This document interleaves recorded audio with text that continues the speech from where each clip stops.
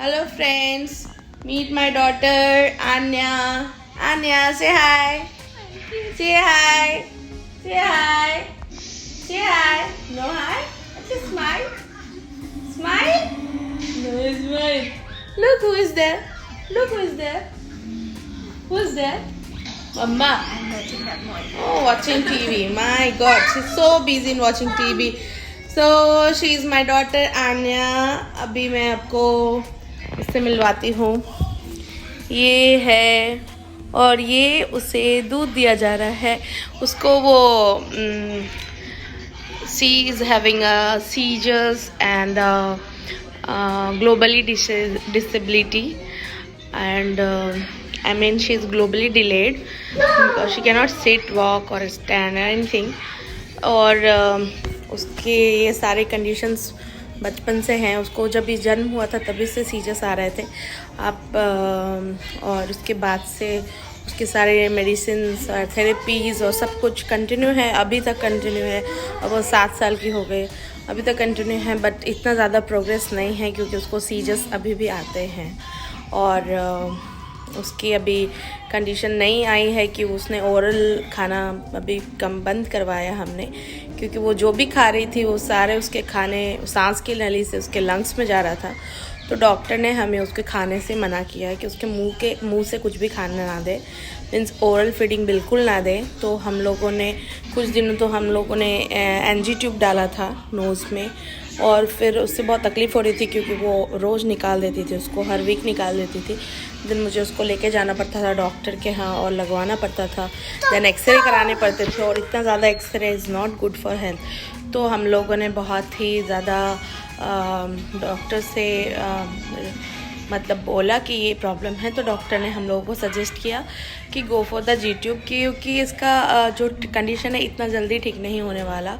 अगर वो ओरल खाने भी लग जाएगी तो उसको टाइम लगेगा. उसको थोड़े यहाँ पे कुछ ओरल ट्रीटमेंट करने पड़ेंगे, स्टिमुलेशन के लिए, कुछ एक्टिवेट करने के लिए, नर्व्स के लिए एक्टिवेशन के लिए कुछ ट्रीटमेंट करने पड़ेंगे. उसके पहले तक हम लोग को उसको खाना तो देना है, मेडिसिन तो देने हैं. तो उसको हम लोगों ने जी ट्यूब लगवा दिया. अभी वो जी ट्यूब से फीड ले रही है. मैं दिखाती हूँ वो कैसे दूध दे रही है.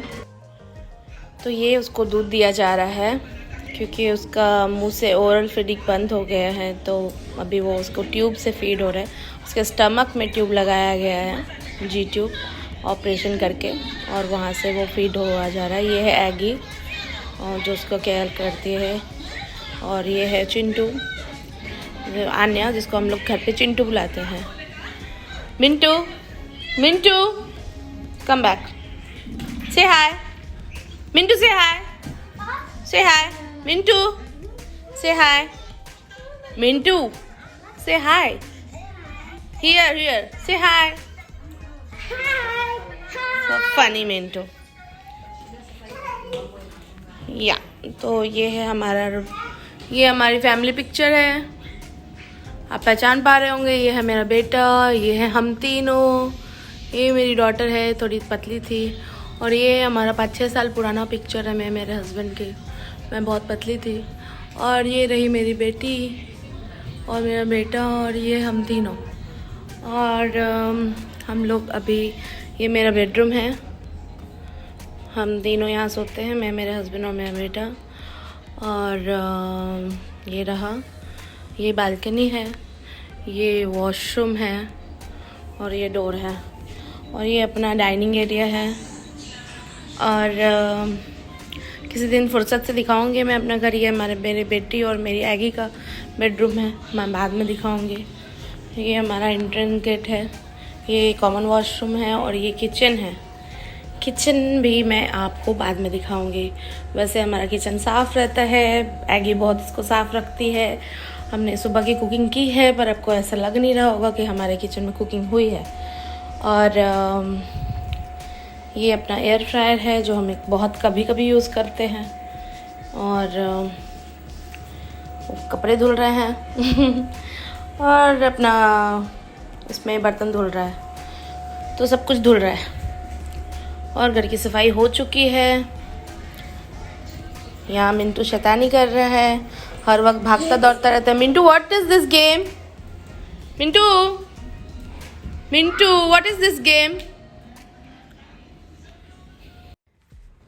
तो आ गई हूँ मैं अभी अपने बेड पे और आप लोगों से बात कर रही हूँ। आप लोगों को अभी मैंने अपनी बेटी से मिलवाया। पता नहीं कितनों को अच्छा लगा नहीं अच्छा लगा। ऑब्वियसली अच्छा ही लगा होगा क्योंकि बच्चे तो सभी प्यारे होते हैं। और वो मेरी बेटी को दूध दे रही थी तो और वो है एगी, अभी नहीं आई है हमारे साथ।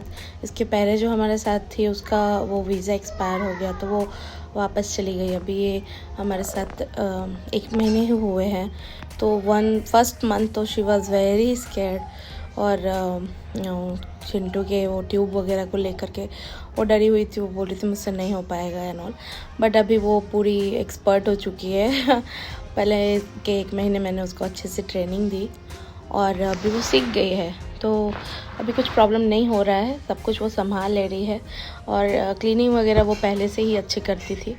बस उसका हॉलीडे रहता है वीकेंड पे। तो अभी 31 को भी उसका हॉलीडे था और क्रिसमस पे भी उसका हॉलीडे था। इसके लिए मैंने कुछ ज़्यादा वीडियोस नहीं लिए उस दिन। हम लोगों ने भी घर पे एक छोटा सा पार्टी रखा था, कुछ लोग आए थे, हमने खाया पिया मस्ती किया, बट मैं रिकॉर्ड नहीं कर सकी क्योंकि मैं थोड़ी बिज़ी थी। मैं बच्चों के साथ अकेली थी और वो नहीं थी। मैं मेरे हस्बैंड मिलके बच्चे और गेस्ट संभाल रहे थे और खाना वगैरह भी देख रहे थे। इसके लिए हम लोग बहुत ज़्यादा बिज़ी थे। तो मैं आप लोगों से कुछ टिप्स शेयर करना चाहती हूँ।